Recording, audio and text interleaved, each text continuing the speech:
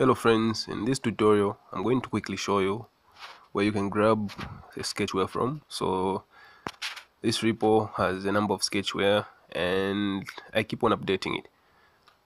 So you go to Super Sketch blog and you can grab sketchware from here.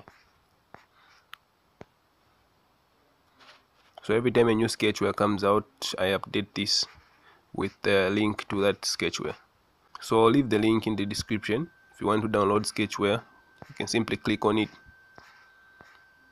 So at the moment we've got Sketchware Pro Fix 1, Sketchware Pro 6.4, 6.4 public beta 1, and the original Sketchware 3.9.9. So I'll leave the link in the description. If you want to download Sketchware, you can simply come here, and you can also find tutorials on this link.